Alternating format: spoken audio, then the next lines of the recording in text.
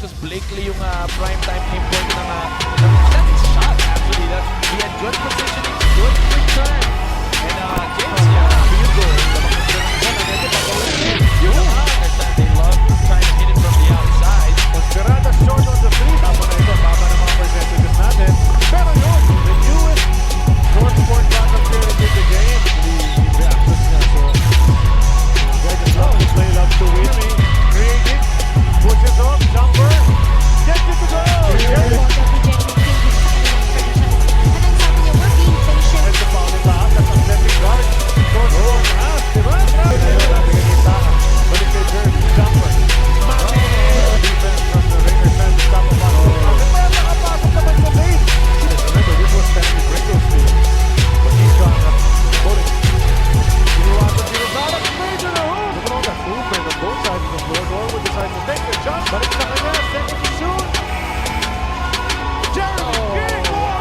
Look at the hustle of Northport. They want the ball more. Good play, just trying to shuffle his players, trying to look for, that spot that he needs. That's why he's sumabay dito. Doing their thing. Amos in the paint. Trying to out-muscle Joel right. And then he said, and that says a lot about what Coach Lorenzo has done with his franchise. He had good action management. That's para sa Raiders. I think they have to start from two nights. To the hoop. On the rebound move. Up ahead to Amos. Amos is gonna. It's the same result for Northport all half long. Trying to go baseline. Looking for something that has kind of strength and quickness. Power from it. Nice. Ferrer from three. Screens nila. Nalilito yung kalawin. Raiders siya semi-hard. The Northport back up here. Nakikonin. You want to add another three to it. Same spot. Instead, kay Amos na punta. Umabot din naman pala kung the ball.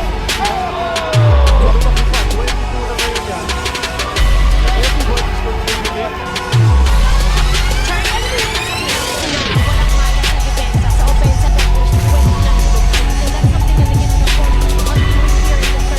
Even just the transition defense, diba yung effort na sinasabi ko sa television na makisabayan naman tayo dito sa bilis na Northport. Cruz on defense. It's Northport, right? Belga, Rosales, and Norwood. Now, just what ito ka na. Kung hindi si Mignano ang nakabantay sa kanya, He will get the job done, but good defense there on the calling. oh! Ang ganda ng area na. Class na nangyari na naunat. Baseline, Amon straight to the hook. He took Belga to the rack. Tuloy na yun. Aaron has that habit of just diving and Bounces to Amons. oh, it's just got pinakita 9-2 ang kanilang elimination record. Ito naman, so far so good. Jeremy trying to take it all the way. Oh! Swatted away. Hit high. By JB Morgan. Tapos na kayo right naman on the break. Defense there. Pero napag-utilize at the start of the conference. 11 players na lang sila. 11 players na sila. Naintindihan nila na we gotta share the load. It can't be but look at this guy. Maraming pang oras sa kanilang shot clock. Mabara goes around the defense.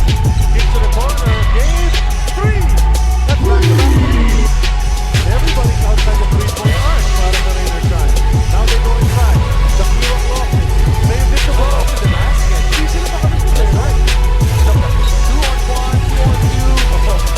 What a foul. That is no good. I'm really sure how that works. And alam mo, medyo frustrated si Coach Fedora ito doon sabi niya, look, you gotta watch this. Look how they're under. Look how they're under. Check out this move. Nice drop pass. Oh, ganda. Binigay. Sabi na, simple na partner. Big move. And then you got James Yap, who had 4 guys on him also